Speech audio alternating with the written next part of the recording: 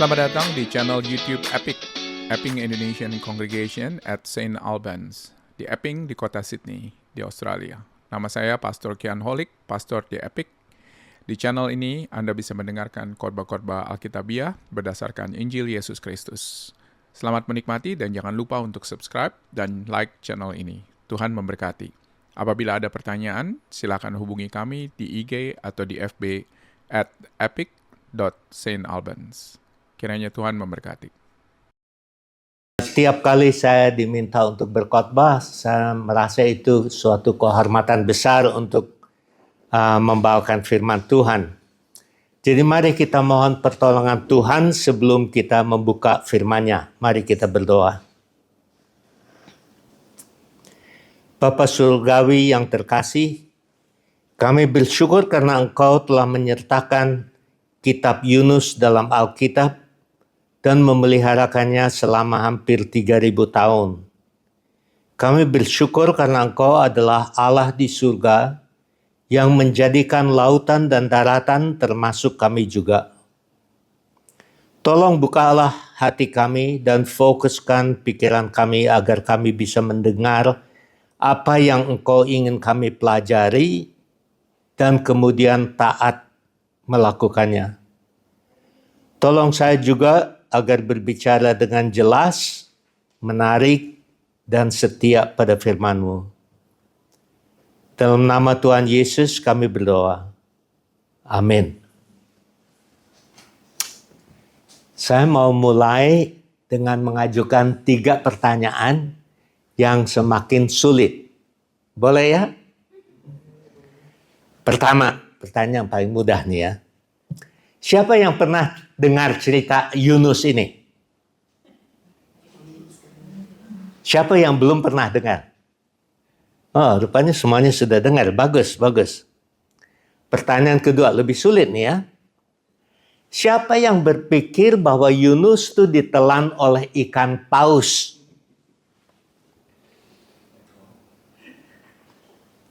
Ikan lain? Nah, saya pakai judul Yunus dan ikan paus itu khusus untuk menimbulkan satu kontroversi. Sebenarnya Alkitab tidak mengucapkan itu ikan apa. Jadi kita tidak tahu sebenarnya. Yang pasti bukan ikan teri ya. Pertanyaan ketiga, yang paling sulit. Sudah siap? Kalau saudara bangun pagi-pagi dan melihat di cermin, apakah saudara melihat Yunus? Kitab Yakobus mengatakan bahwa kita membaca Alkitab seperti bercermin. Tiap kali kita membuka Alkitab, kita melihat bayangan diri kita sendiri di dalam Alkitab itu. Jadi kalau kita membaca kitab Yunus pagi ini, apakah kita melihat bayangan kita sendiri di situ? Di cermin, apakah saudara melihat Yunus? In the mirror, do you see Jonah? Kitab Yunus ini cuma pendek, seperti Pak Yosua tadi katakan. Cuma 48 ayat, seluruh bukunya 48 ayat. Tapi meskipun pendek tuh banyak yang kita belajar dari itu. Garis besar khotbah saya pagi ini adalah demikian ya. Kita akan lihat kehidupan Yunus yang tidak konsisten. Dia adalah seorang yang keyakinan teologinya kuat. Doktrinnya baik.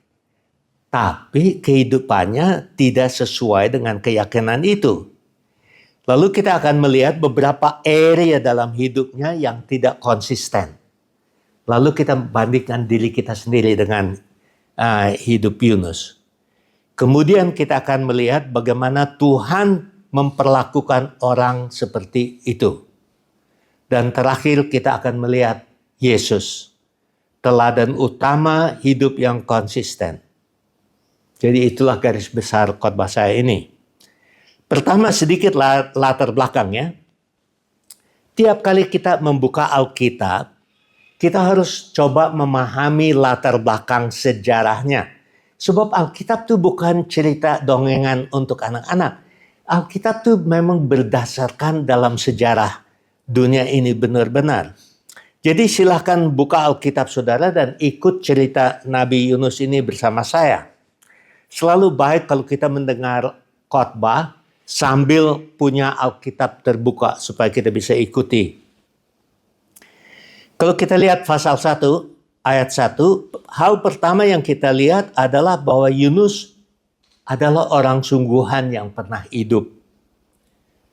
Ayat 1, pasal 1 ayat 1 mengatakan bahwa dia anak Amitai. Jadi nama ayahnya pun disebut. Menurut 2 Raja-Raja 14 ayat 25, Yunus adalah nabi yang hidup pada waktu Raja Jeroboam kedua.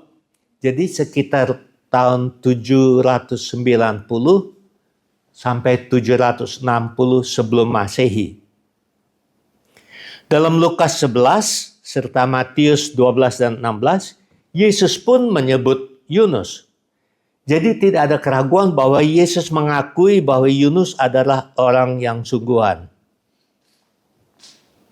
Yunus adalah seorang nabi. Artinya dia percaya kepada Allah. Dan saat dia diinterogasi oleh awak kapal di pasal 1 ayat 9, dia katakan bahwa dia menyembah Tuhan, Allah di surga yang menciptakan laut dan daratan. Jadi dengan kata lain dia berkata, aku percaya kepada Allah, Bapa yang Maha Kuasa, pencipta langit dan bumi. Nah, kalau dia hidup zaman sekarang tuh, dia bisa teruskan melanjutkan dan mengucapkan seluruh pengakuan iman rasuli dengan sempurna. Nah, disinilah letaknya masalah dengan Yunus. Doktrinnya benar, keyakinan teologisnya kuat. Dia tahu siapa Tuhan itu dan menyembahnya. Tapi hidupnya tidak konsisten. Inilah sebabnya Yunus ini menjadi cermin bagi kita. Karena keyakinan teologis kita pun baik. Doktrin kita benar. Kita juga orang Kristen konservatif yang percaya pada Injil bahwa itu adalah firman Tuhan. Kita kenal dan setuju dengan pengakuan iman rasuli. Tetapi kita juga sering hidup tidak konsisten. Area di mana Yunus tidak konsisten. Areas of Jonah's inconsistencies. Pertama, ketidaktaatan, disobedience. Perhatikan bagaimana cerita dimulai di ayat 1. Ketika firman Tuhan datang kepada Yunus. Nah, firman Tuhan datang kepada Yunus. Yunus itu seorang nabi. Artinya dia tahu, dia bisa bedakan kalau Tuhan yang bicara sama dia atau ini pikiran dia sendiri. Sebagai nabi dia harus tahu tuh. Ini kali Tuhan bicara dengan dia, tapi meskipun dia yakin bahwa Tuhan yang bicara kepada dia, dia memilih untuk tidak taat. Dan dia lari dari hadapan Tuhan. Ayat 3. Tuhan utuskan dia ke Niniwe, tapi dia mau kabur. Dan lihat akhirnya di ayat 3, kalimat itu diulang lagi. Jauh dari hadapan Tuhan. Jadi tidak ada keraguan niatnya mau kemana. Yunus pergi ke kota pelabuhan Yafo. Yang sekarang disebut Jaffa. Yaitu kota pelabuhan Tel Aviv. Itu kira-kira seperti Tanjung Priok dengan Jakarta.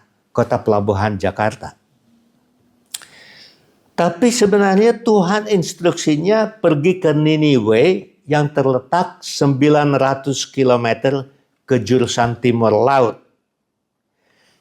Tapi dia mau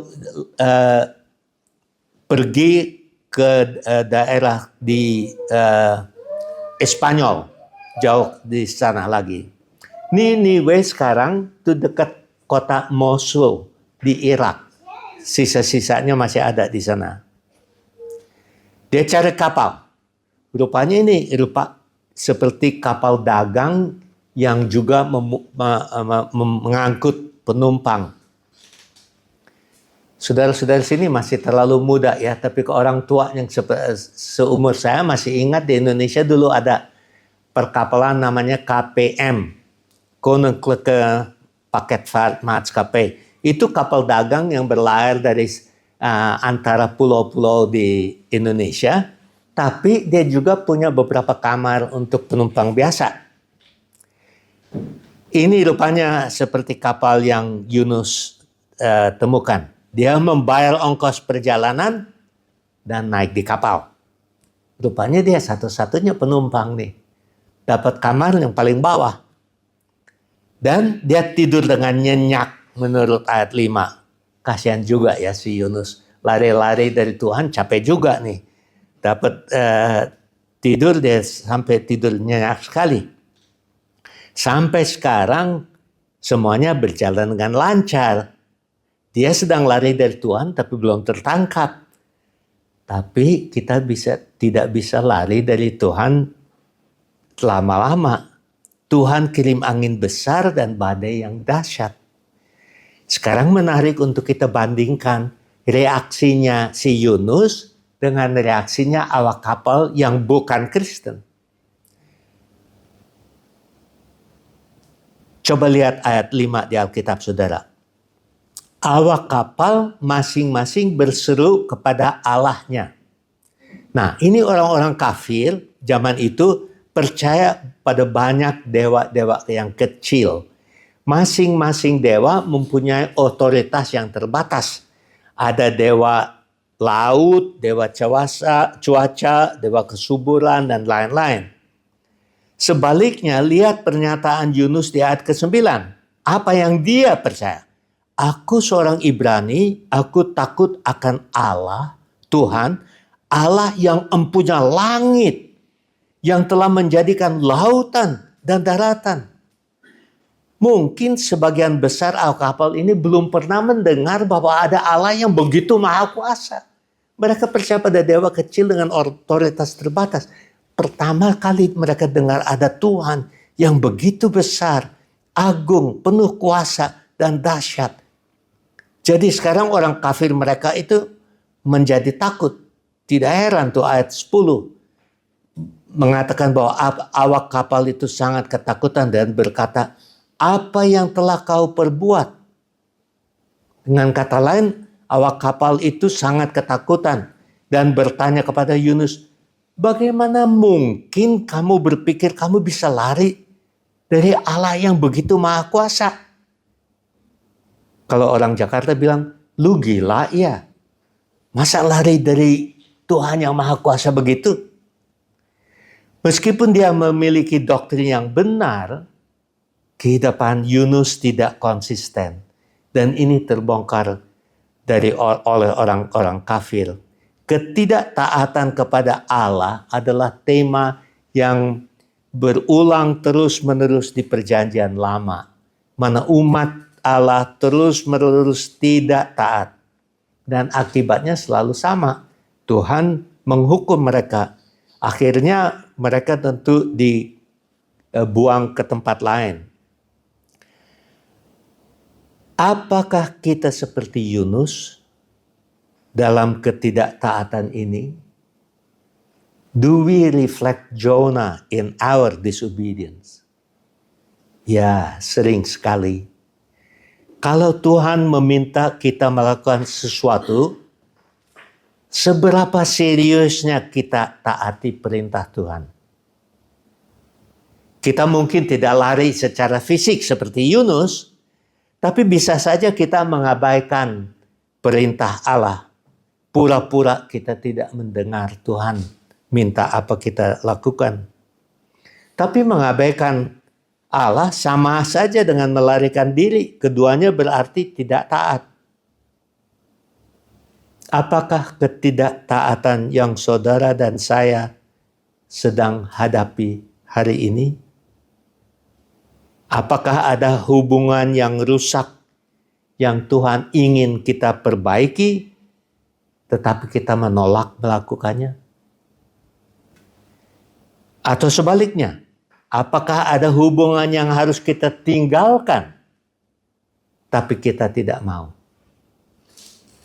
Atau apakah kita tidak taat dalam hal keuangan? Mungkin kita masih melakukan seperti uang itu milik kita, bukan milik Tuhan. Ataukah kita tidak taat dalam bidang seksual? Atau ada kebiasaan buruk yang perlahan-lahan menjadi cara hidup kita? Apakah yang sedang mengganggu hati nurani saudara dan saya saat ini? Jangan lupa, kita tidak bisa lari dari Tuhan. Lebih baik kita bertobat dan taat. Area kedua di mana Yunus tidak konsisten. Tidak mengasihi orang-orang yang belum percaya. The second area of Jonah's inconsistency is his lack of love for unbelievers. Yunus rupanya sangat membenci orang Niniwe. Niniwe adalah kota besar di Asyur. Dan bangsa Asyur adalah musuh abadi dari Israel. Yunus tidak mau memperingatkan mereka bahwa kejahatannya telah sampai kepada Allah. Ayat kedua. Yunus membenci orang Asyur dan ingin mereka dimusnahkan oleh murka Tuhan. Tapi Tuhan mengasihi semua orang, termasuk orang Asyur. Dan Yunus sebenarnya tahu hal ini. Karena di pasal 4 ayat 2, dia berkata, "Aku tahu bahwa engkau adalah Allah yang pengasih dan penyayang, panjang sabar dan berlimpah kasih setia." Jadi inilah contoh kedua dari kehidupan Yunus yang tidak konsisten. Dia tahu karakter Allah. Dia punya doktrinnya benar. Tapi hidupnya tidak konsisten. Bagaimana dengan kita? Mungkin kita tidak membenci sesuatu bangsa atau kelompok tertentu. Tapi apakah kita juga membatasi kepada siapa kita mau membagikan kabar baik Allah? Apakah ada orang yang kita anggap tidak layak untuk diselamatkan? Tuhan memanggil kita untuk tugas yang sama seperti tugas Yunus, yaitu memberitahukan kabar baik kepada rekan kerja, teman-teman universitas, keluarga kita. Beritakan kepada mereka bahwa murka Allah terhadap dosa-dosa mereka pasti akan datang. Tapi juga memberitakan pada mereka bahwa Tuhan adalah pengasih dan penyayang, panjang sabar dan berlimpah-limpah kasih setia. Tuhan mau mengampuni siapa saja yang mau bertobat. Kapan terakhir saudara dan saya memberitahukan kabar Injil yang baik ini kepada orang lain? Tugas itulah setiap orang Kristen, bukan hanya tugas pastor. Keyakinan kita kuat, doktrin kita baik, tapi hidup kita tidak konsisten seperti Yunus. Mari kita bertobat dan membawakan kabar baik kepada siapapun yang Tuhan taruh dalam hati kita. Area ketiga di mana kehidupan Yunus tidak konsisten adalah kekurangan doa. The third area of Jonah's inconsistency is his lack of prayer. Tuhan mengirim badai yang dahsyat. Dan sekarang bukan hanya Yunus, tapi semua orang kapal itu berada dalam bahaya. Ayat 4 mengatakan kapal itu hampir-hampir terpukul hancur. Ayat 5 mengatakan membuang ke dalam laut segala muatan kapal tidak membawa perbedaan. Keadaan makin gawat. Sementara itu si Yunus masih tidur dengan pulas, nyenyak. Ayat 6 katakan, nahkoda kapal, si kapten kapal nih, mencari satu-satunya penumpangnya, membangunkan dia, dan mendesaknya untuk berdoa kepada Tuhannya.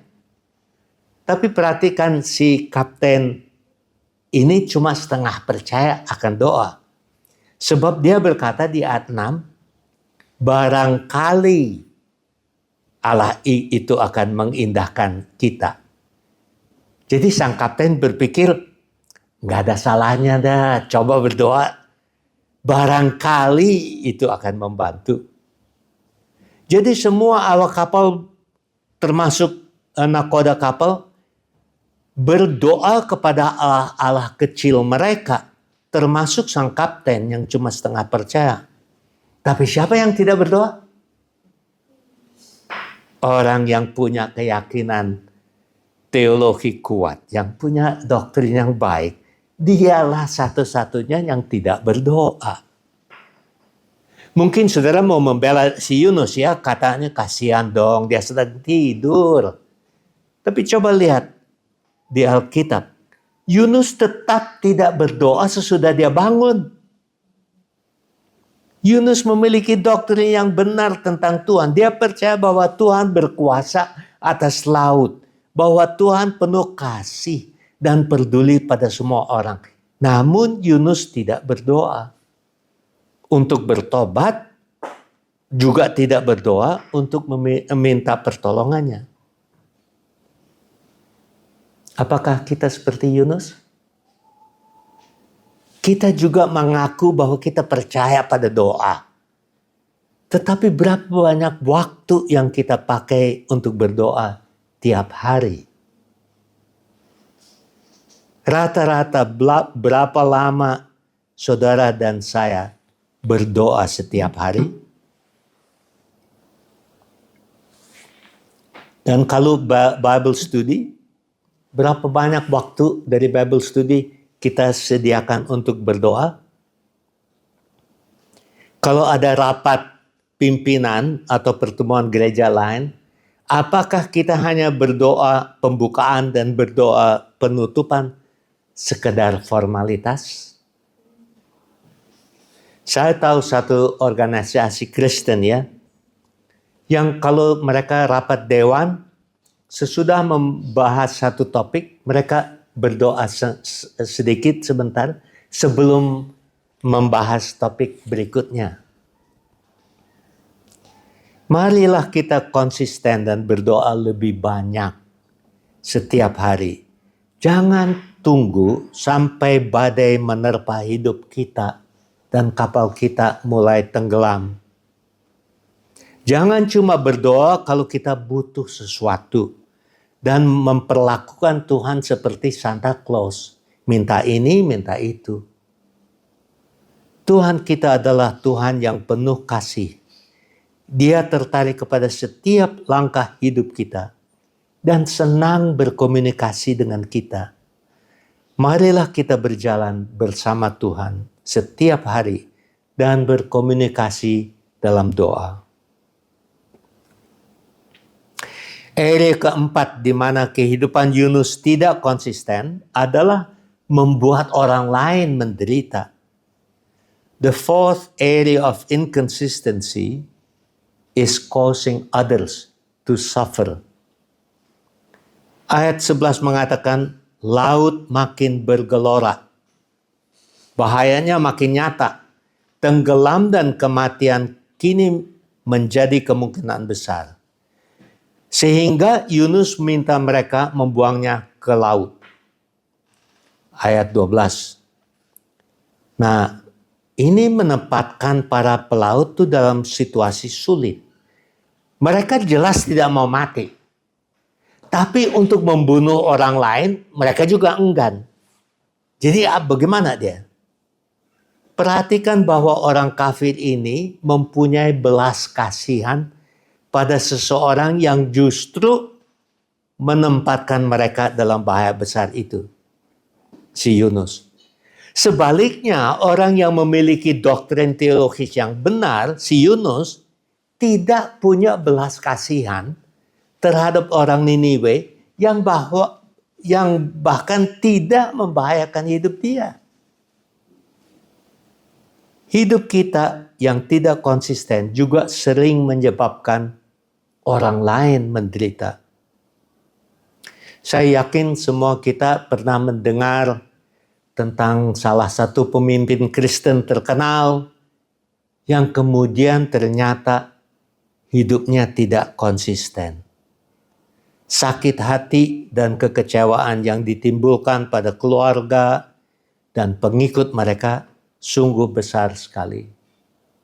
Sering kita dengar pemimpin Kristen seperti itu. Tapi lebih dekat dengan kehidupan sehari-hari, mungkin kita juga tahu orang Kristen yang tiap hari Minggu dihormati di gereja. Tapi hari Senin sampai Jumat, dia adalah orang bisnismen yang tidak bisa dipercaya. Atau kita mungkin kenal seorang sekolah minggu yang setia. Tetapi sepanjang minggu, dia adalah manajer yang tidak peduli dengan anak buahnya. Atau pemimpin gereja yang tampaknya rendah hati. Tapi di rumah adalah suami yang egois, yang ditakuti oleh istri dan anaknya. Tidak heran kalau anaknya jadi dewasa tidak mau menjadi orang Kristen. Di mana hidup kita tidak tidak konsisten dan menyakiti orang lain. Mungkin bukan dalam hal besar-besar seperti contoh saya, tapi ketidakkonsistenan kecil pun bisa membuat keluarga, gereja, atau teman-teman kita menderita. Tuhan akan meminta pertanggungan jawab dari kita. Lebih baik bertobat sekarang daripada menghadapi penghakiman Tuhan pada hari terakhir. Kembali pada cerita Yunus. Akhirnya tidak ada pilihan lagi ya. Para pelaut melemparkan Yunus ke laut. Ayat 14. Langsung laut berhenti mengamut dan menjadi tenang lagi. Ayat 15. Awak kapal kafir ini kemudian percaya dan menjadi sangat takut akan Tuhan. Ayat 16. Mereka menunjukkan iman baru mereka dengan tindakan nyata. Mereka lalu mempersembahkan korban sembelihan bagi Tuhan serta mengikrarkan nazar. Ayat 16. Orang-orang percaya baru ini, yang baru menjadi orang percaya, hidup secara konsisten. Tindakan mereka sesuai dengan kepercayaan mereka. Lain dengan si Nabi Yunus. Setidaknya ini ada suatu hasil positif ya dari badai. Ada orang lain yang jadi percaya Tuhan sekarang. Pertobatan Yunus. Tuhan tidak suka orang yang hidupnya tidak konsisten. Mereka yang mengaku percaya kepada Tuhan, tapi hidupnya tidak mencerminkan imannya. Tuhan mengirim badai untuk mengejar mereka seperti yang dia lakukan pada Yunus. Di perjanjian lama, bangsa Israel terus tidak taat. Tuhan akhirnya mengasingkan mereka dan mereka dibuangkan jauh dari tanah air mereka. Tapi hukuman Tuhan bukan untuk membinasakan mereka, tetapi untuk memurnikan dan memberikan kesempatan kedua. Coba lihat ayat 17. Tuhan menyediakan seekor ikan besar untuk menelan Yunus. Nah, ini bagian cerita yang sebagian besar kita ingat nih ya. Orang bisa ditelan ikan. Yang pertama kita harus mencatat di sini adalah ikan itu bukan hukuman Tuhan. Malaikat, ikan itu adalah penyelamatan Tuhan. Tanpa ikan, si Yunus akan mati pasti. Jadi meskipun Yunus lari dari Tuhan, Tuhan yang penuh belas kasih tetap menyelamatkannya dari kematian yang pasti. Itulah luar biasanya Tuhan kita ya. Meskipun kita terus berdosa, pengampunan selalu tersedia. Tuhan kita adalah Allah yang selalu memberikan kesempatan kedua. Mari kita lihat bagaimana responsnya Yunus di pasal 2. Pasal 2 ayat 2 akhirnya Yunus berdoa. Yunus berkata bahwa ia berseru dan Tuhan menjawabnya. Di ayat 3, 5, dan 6 dia mengakui bahwa dia berada dalam bahaya besar dan bahwa Tuhanlah yang membawakan dia ke situ. Di sini akhirnya Yunus mengakui dosanya. Di ayat 4 dan 7 dia bertobat dan menyatakan keinginannya untuk kembali menyembah Tuhan di Bait Kudus di Yerusalem. Dan akhirnya ayat 9 ia mengakui bahwa Tuhanlah yang Maha Kuasa dan keselamatan adalah dari Tuhan. Ini adalah pengakuan penting bahwa hanya Tuhan yang bisa mengampuni hidup kita yang tidak konsisten. Tuhan yang penuh kasih, karunia, dan belas kasihan mendengar doanya Yunus dan memerintahkan ikan itu untuk memuntahkan Yunus ke darat. Ayat 10. Yunus diselamatkan dari kematian yang pasti dan kembali ke darat. Tuhan merendahkan orang yang tidak konsisten sampai mereka bertobat. Tuhan masih sama sekarang juga. Kalau hidup kita tidak konsisten, Dia bisa saja mengirim badai ke dalam hidup kita. Bukan saja untuk menghukum kita, tapi karena Dia ingin memurnikan kita dan membawa kita kembali kepadanya. Di area manakah saudara dan saya tidak konsisten saat ini? Contoh ketaatan sempurna. Kalau Yunus adalah contoh orang yang tidak konsisten, maka Yesus adalah contoh orang yang konsisten dan taat secara sempurna. Kalau kita bandingkan Yunus dan Yesus, sebenarnya ada beberapa kemiripannya ya. Namanya sama-sama mulai dengan huruf Y. Sama-sama 5 huruf. Satu lagi kemiripannya adalah keduanya diutus oleh Allah untuk membawakan kabar baik tentang kasih dan pengampunan Allah kepada orang-orang yang berdosa. Kedua-duanya tahu bahwa tugas ini tidak akan mudah dan penuh tuntunan. Dan kedua-duanya ditinggalkan sementara waktu di tempat yang gelap dan mengerikan selama 3 hari. Dan kedua-duanya keluar dari tempat gelap itu karena tindakan ajaib dari Tuhan yang penuh kasih. Itu kemiripannya kedua orang itu. Tapi perbedaan yang besar antara kedua orang ini tentunya adalah ketaatan Yesus yang sempurna pada panggilan Tuhan. Yesus tahu bahwa ketaatannya akan menghasilkan kematiannya. Dan dia bahkan berulang kali memberitakan kepada murid-muridnya tentang hal itu.